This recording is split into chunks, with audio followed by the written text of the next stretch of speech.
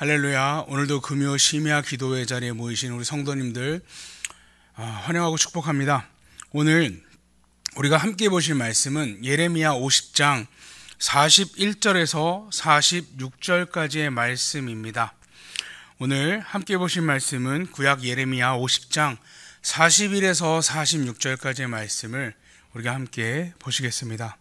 제가 모두를 대표해서 하나님의 말씀을 읽도록 하겠습니다. 보라, 한 민족이 북쪽에서 오고 큰 나라와 여러 왕이 충동을 받아 땅끝에서 일어나리니 그들은 활과 투창을 가진 자라. 잔인하여 불쌍히 여기지 아니하며 그들의 목소리는 바다가 설레임 같도다. 딸 바벨론아, 그들이 말을 타고 무사같이 각기 내 앞에서 대열을 갖추었도다. 바벨론의 왕이 그 소문을 듣고 손이 약하여지며 고통에 사로잡혀 해산하는 여인처럼 진통하는도다. 보라, 사자가 요단의 깊은 숲에서 나타나듯이 그가 와서 견고한 처소를 칠 것이라. 내가 즉시 그들을 거기에서 쫓아내고 택한 자를 내가 그 자리에 세우리니 나와 같은 자 누구며 출두하라고 나에게 명령할 자가 누구며 내 앞에 설 목자가 누구냐. 그런즉 바벨론에 대한 여호와의 계획과 갈대아 사람의 땅에 대하여 품은 여호와의 생각을 들으라. 양떼의 어린 것들을 그들이 반드시 끌고 가고 그들의 초장을 황폐하게 하리니 바벨론이 약탈당하는 소리에 땅이 진동하며 그 부르짖음이 나라들 가운데에 들리리라 하시도다. 아멘. 잠시 기도하겠습니다. 아버지 하나님, 오늘도 하나님의 말씀 앞에 저희가 겸손히 나왔습니다. 아버지, 저희가 말씀을 들을 때 정말 하나님의 말씀을 깨달을 수 있는 지혜를 허락하여 주시옵소서. 말씀을 듣고도 그와 같이 살지 않는다면 아무 의미가 없습니다. 말씀대로 순종하는 우리 성도들이 되게 하여 주시옵소서. 하나님 역사해 주시옵고 홀로 영광 받아 주시옵소서. 감사드리며 예수님 이름으로 기도드렸습니다. 아멘. 우리는 계속해서 예레미야 말씀을 새벽 기도회와 금요 기도회를 통해서 나누고 있습니다. 오늘은 거의 예레미야 말씀의 후반부에 해당이 되는데요. 하나님께서 오늘 말씀을 주신 이 나라는 바벨론입니다. 약 3000년의 기간 동안 존재하며 자신들을 태양신의 아들이라 말하였고 막강한 부를 누렸던 그 오랜 기간 동안 제국을 이뤘던 애굽이 있었고요. 또한 자신이 하나님의 백성이라 말하는 유다 왕국도 있었고, 또 북이스라엘을 멸망시켰던 강력한 국가인 아수르. 하나님은 이 열방의 강대국들을 바벨론을 통해서 심판을 하십니다. 예레미야 46장 49장에 걸쳐서 9개의 국가의 심판을 선언하시는데요. 하나님은 이들을 심판하시는 도구로 바벨론을 부르시고 사용하셨습니다. 각각의 그 나라의 죄악으로 인해서 하나님이 그들을 심판하셨습니다. 오랜 세월 동안 각 나라들은 부를 누리기도 하고 권력을 누리기도 했지만 결국 이들은 심판을 맞이하게 됩니다. 이렇게 열국에 승리한 바벨론 제국은 중동의 패권을 장악한 어마어마한 국가였습니다. 중동의 패자가 된 바벨론의 느부갓네살 왕은 도시를 건설합니다. 그렇게 건설된 바벨론의 성은 어느 누구의 공격에서도 막아낼 수 있는 천혜의 요새였습니다. 제가 여러 기록을 통해서 이 바벨론의 성이 도대체 얼마나 튼튼했는가를 찾아보았습니다. 그 규모, 바벨론 성의 규모가 서울 정도의 규모가 아니었을까라고 추측하는 그 기록을 보았는데요. 지금처럼 우리 서울이 사람이 사는 그 지역, 어느 경계를 지도상에 그려서 여기서부터 여기까지 서울이다라고 한 그런 규모가 아닙니다. 이 바벨론 성은 그 많은 큰 땅에 다 성벽을 둘러버립니다. 그래서 그렇게 쌓은 성벽의 둘레가 90km 정도 됐다라고 기록이 되어 있습니다. 또한 그 성벽의 높이는 120m였다라고. 그러니까 120m의 높이의 성벽이 이 90km, 물론 낮게는 13m까지 기록한 것을 보았는데 어쨌든 높은 성벽을 전체 도시를 다 둘렀던 거죠. 또 성벽 바깥쪽으로 깊이가 3m 되는 해자를 팠는데요. 이 해자의 넓이가, 그러니까 성벽에서부터 해자의 끝까지의 넓이가 100m, 폭이 100m의 웅덩이를 깊이 3m로 쫙 팠다고 합니다. 또 유프라테스 강을 성으로 흐르게 물을 끌어들여서 그 강을 세 줄기로 나눕니다. 세 줄기로 나는 그 강의 가운데는 성을 관통하고 지나갑니다. 그리고 남은 두 줄기는 성을 양옆으로 둘러서 흘러가는 것이죠. 그래서 이 해자를 가득 채웁니다. 그러니까 이 바벨론 성을 들어가기 위해서는 이 해자부터 건너야 되는 거예요. 깊이가 3m가 되는 100m의 해자를 건너야 그나마 벽에 도달할 수 있는 것입니다. 성벽을 돌아가며 100개의 문을 청동으로 제작하였고 바깥쪽으로 들었다 내렸다 하는 다리를 만들어서 이 다리가 내려져야만, 그리고 성문, 그 청동으로 만든 성문이 열려야만 들어갈 수 있는 구조입니다. 또 바벨론 성 안에는 20년 정도 먹고 버틸 수 있는 음식을 저장해 놓았다고 합니다. 또 아까 말씀드렸듯이 유프라테스 강이 성 가운데를 관통해서 식수의 걱정도 없었습니다. 바벨론 성을 둘러싸고 있는 벽돌은 또 그냥 벽돌이 아닙니다. 유대인들이, 이스라엘 백성이 이집트에 출애굽할 때 지푸라기로 흙으로 해서 만들어서 굳혔던 그런 벽돌이 아니고요. 1450도의 열을 통해서 구워낸 도자기로 만든 청색을 띠는 그 벽돌을 써서 이 성벽을 둘렀습니다. 흙에 짚을 섞어 말린 벽돌과는 그 강도가 다릅니다. 독일에 있는 베를린 페라거몬 박물관에 지금 이 바벨론의 그 유적들을 발굴해서 그 중에 성문 하나를 가지고 와서 거기에다 복원을 해놓은 사진이 있는데요. 정말 그 유물이 지금도 볼 수 있을 정도로 튼튼하게 도자기로 구워져 있는 그 성문이 보관이 되어 있습니다. 이 성문을 만들기 위한 벽돌이 1450도 뜨거운 열로 구웠는데, 신상에 절하지 않은 다니엘의 세 친구를 이 풀무불에 넣었다고 했을 때 그 풀무불이 이 도자기를 굽기 위한 어떠한 가마였다라는 이야기도 있습니다. 제가 지금까지 바벨론 성에 대해서 이렇게 길게 말씀드린 어떤 역사적인 자료나 여러 가지 것들을 분석해서 말씀드린 이유가 있습니다. 그 규모에 대해서는 여러 가지 의견은 있지만 공통된 것은 정말 튼튼한 성이라는 것입니다. 감히 어느 누구가 그때 당시에 거기를 뚫고 들어갈 수가 없는 그런 튼튼한 성에 둘러싸인 그런 바벨론의 성을 가진 국가였다라는 것입니다. 또 주변 국가들을 정리하면서 승승장구하였습니다. 이제 어느 나라도 바벨론에 공격할 수 없습니다. 그 튼튼한 성, 또 그 전투력, 감히 바벨론을 공격할 수 있는 나라가 없는 상황이 되었습니다.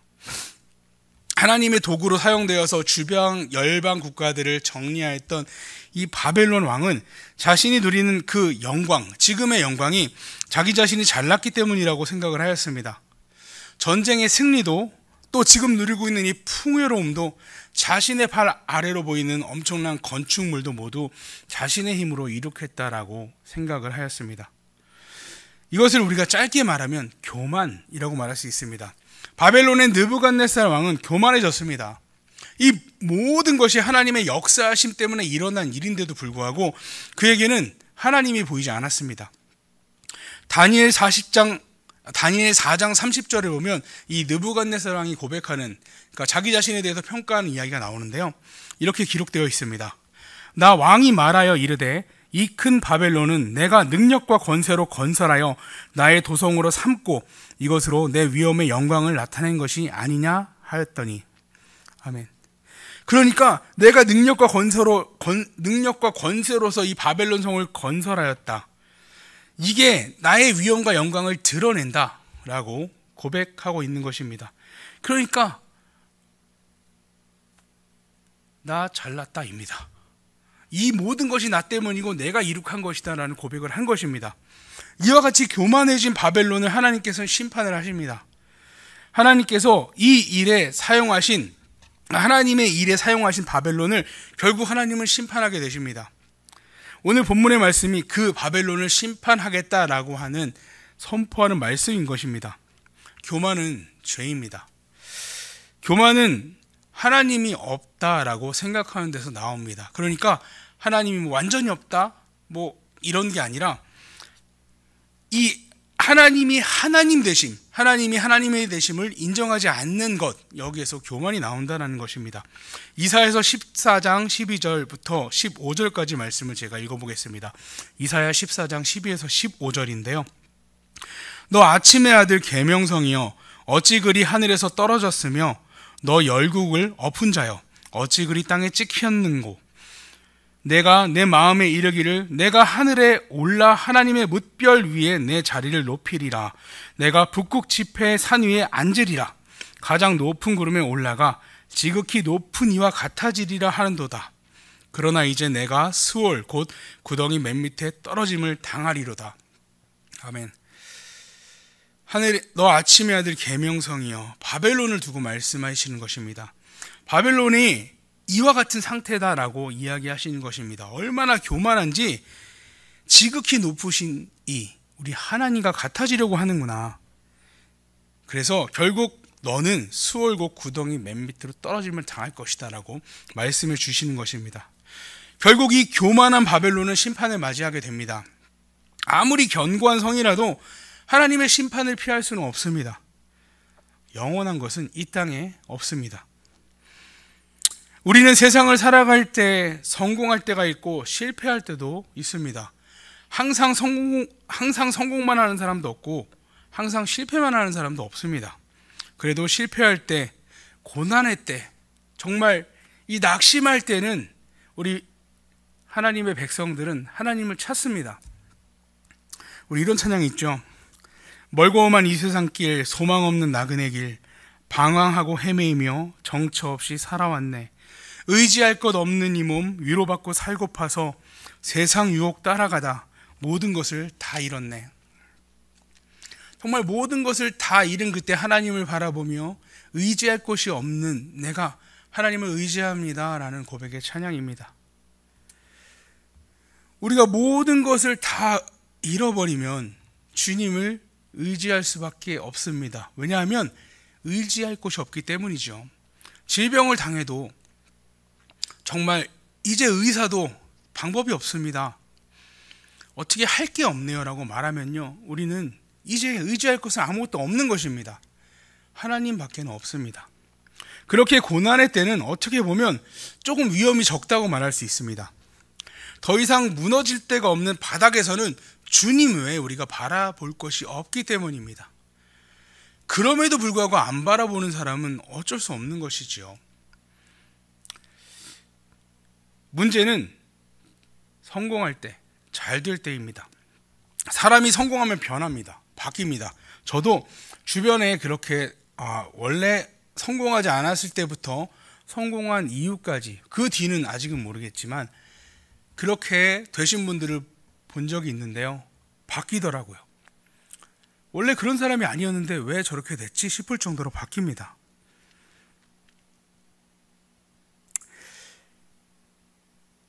정말 문제가 잘 될 때, 이때 조심해야 합니다. 다 잃어버린 사람은 교만하기가 쉽지 않습니다. 왜냐하면 교만할 건덕지가 없습니다. 하지만 뭐라도 조금 생기면 교만해집니다. 그것이 물질이 아니더라도 뭐라도 생기면 교만해지기 쉽습니다. 조금 남들보다 좋은 직장이 생기면, 조금이라도 높은 지위를 얻으면, 또 조금이라도 물질이 생기면, 조금이라도 좋은 집을 가지면, 심지어 조금이라도 교회에 열심히 나오거나 직분을 받으면 교만해지는 경우가 있습니다. 심지어 나는 별 볼 일 없는데 내 주변의 지인이 조금 내 자녀가, 내가 아는 사람이 유명한 사람이라고 교만을 떠는 사람도 있는 것을 본 적이 있습니다. 세상의 모든 일을 주관하시는 분은 하나님이십니다. 우리 여호와 하나님께서 세상 모든 만물에 이루어지는 모든 일을 주관하시는 분이십니다. 믿으십니까? 아멘. 우리의 일은요, 세상에 일어나는 모든 일의 일부분입니다. 고백하시나요? 나에게는 전부이지만 세상 모든 일에 일어나는 모든 일의 일부분이 우리의 일입니다. 그러니까 우리가 세상 모든 일에 속해 있다라는 것이죠. 그러니까 하나님은 우리의 일도 주관하시는 분이십니다. 아멘. 하나님을 믿지 않는 사람들에게는 세상을 주관하시는 분이 누군지 관심이 없습니다. 모릅니다. 알 수가 없습니다. 이거는 당연한 일입니다. 그렇기에 우연히 그렇게 됐다라고 생각하거나 아니면 내가 잘나서 그렇게 됐다라고 생각할 수 있습니다. 주변에 도와줘도 내가 인맥이 이렇게 좋으니까 이렇게 생각을 하겠죠. 내 삶이 흘러가는 게 나로 인해서 흘러간다라고 생각을 합니다.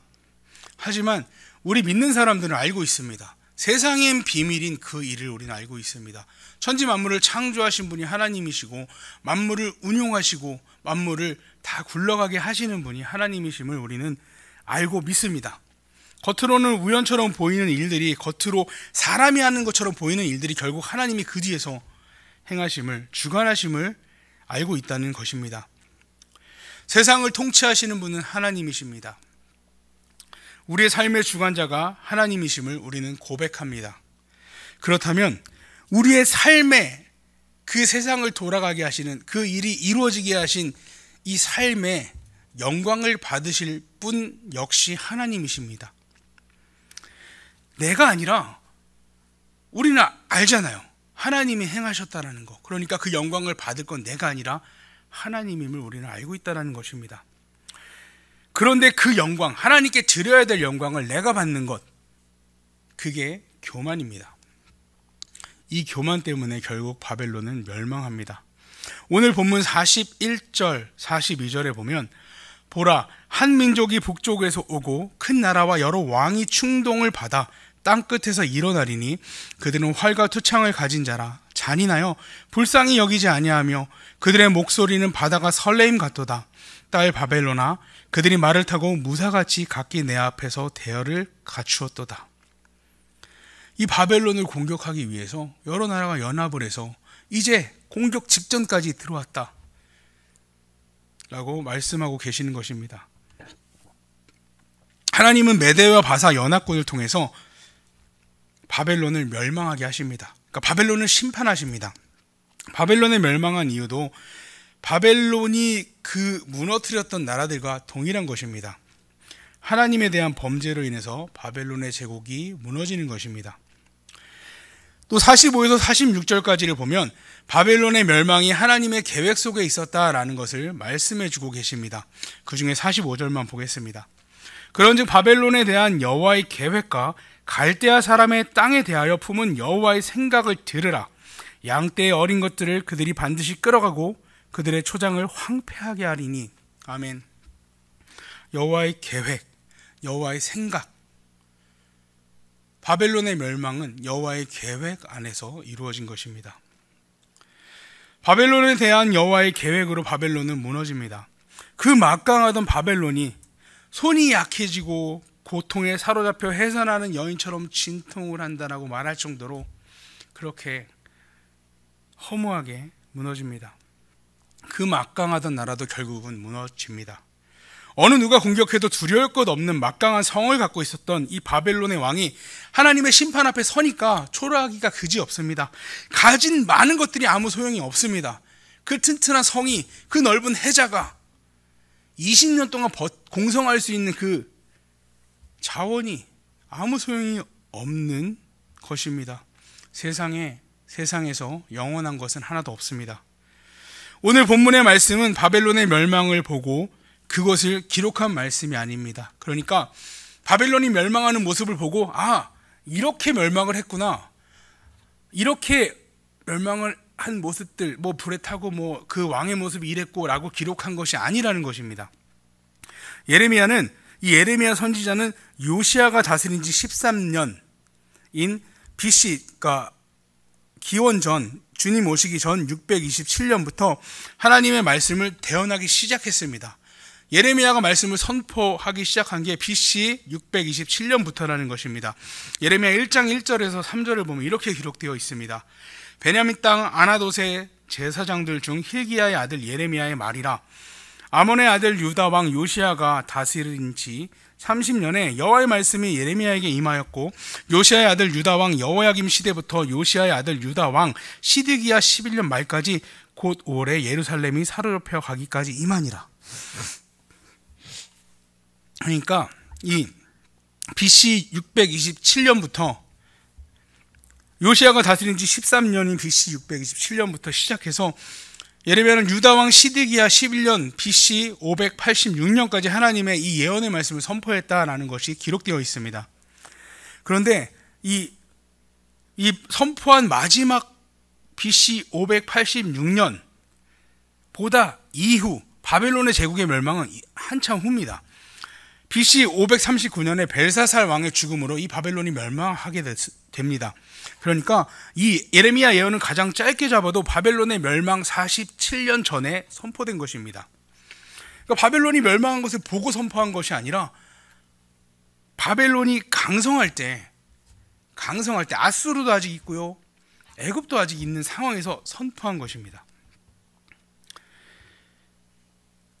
물론 이 말씀의 선포를 어느 누구도 믿지 않았을 것입니다. 에이, 바벨론이 어떻게 그렇게 될 수가 있어 했을 것 같습니다. 왜냐하면 거기에 대해서 반응했다라는 말씀을 보지 못했기 때문이죠.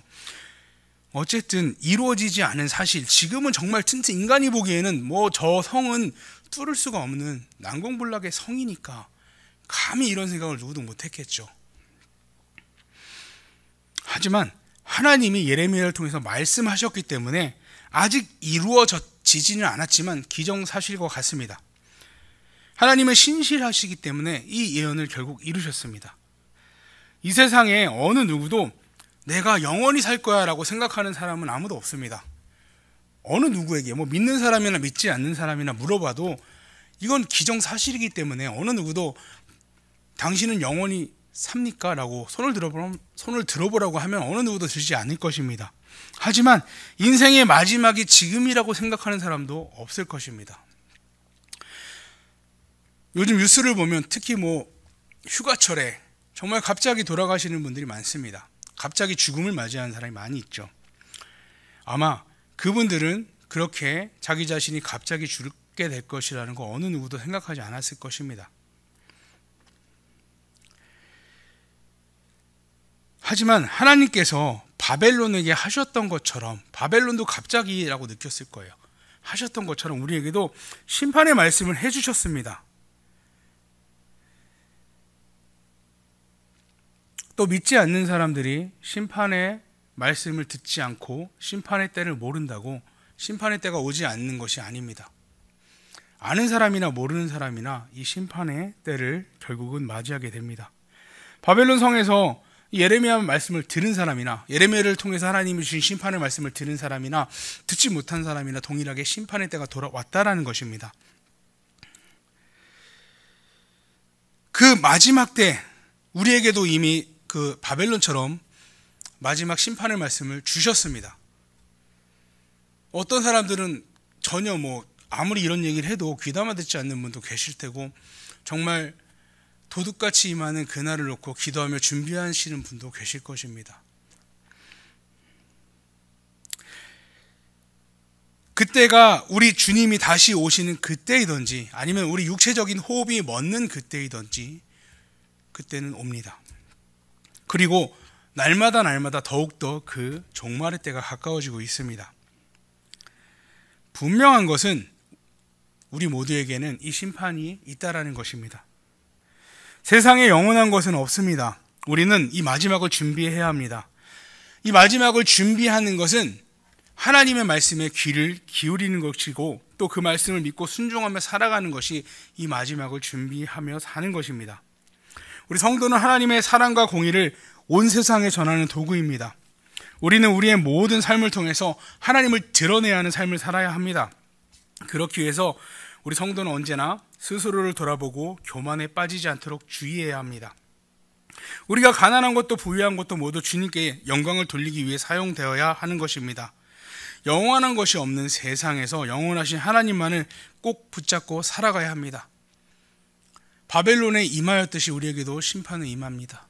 우리의 삶을 심판이 있는 것을 모르는 사람처럼 살지 말고 정말 이 심판이 임하시는 하나님의 신실하심을 믿고 준비하며 살아가기를 축복합니다. 정말 하나님의 말씀에 귀를 기울이고 정말 우리가 이 심판의 때 어떻게 살아가야 될지 열심으로 노력하며 살아가길 소망합니다. 오늘 우리 함께 기도하시겠습니다. 오늘 기도 제목, 함께 나눌 기도 제목은 오직 하나님께만 영광 돌려드리는 삶을 살게 해달라고 기도하시기 바랍니다. 이제 마지막 때입니다. 우리는 하나님께 영광 돌려드리는데 초점을 맞추고 살아야 합니다. 우리 믿는 하나님의 백성들이 정말 하나님께 영광 돌려드리는 삶을 살게 해달라고 기도하시기 바랍니다. 또 하나님의 공의로우심을 잊지 않고 두렵고 떨리는 마음으로 하루하루를 살게 해달라고 기도하시기 바랍니다. 세 번째로 연약한 성도들과 질병에 고통하는 성도들, 또 상처받은 성도들이 다시 회복해서 예배 자리에 나올 수 있게 해달라고 기도하시기 바랍니다. 또 네 번째로 코로나의 문제가 해결되고 교회 예배가 속히 정상화되도록 기도해 주시기 바랍니다. 특별히 우리 교육부서 아이들이 정말 이 예배에 대해서 소중한 마음을 가질 수 있도록 다시 예배 자리에 나올 수 있게 해달라고 기도해 주시기 바랍니다. 마지막 다섯 번째로 우리나라를 다스리는 위정자들이 하나님의 통치하심에 순종하게 해주시기를 기도하시기 바랍니다. 정말 이 정치인들 중에 내가 그리스도인이다라고 말하는 분도 계십니다. 근데 우리가 그리스도인이면 하나님을 드러내야 되는 삶을 살아야 합니다. 그러니까 그들도 정말 하나님의 백성이 맞다라면 하나님을 드러내는 삶을 살게 해달라고 이 정책을 결정할 때에도 모든 것이 하나님의 뜻이 무엇인지 정말 신실하게 고백하며 선포하며 그 일을 감당하게 해달라고 기도해 주시기 바랍니다. 우리 같이 기도하겠습니다.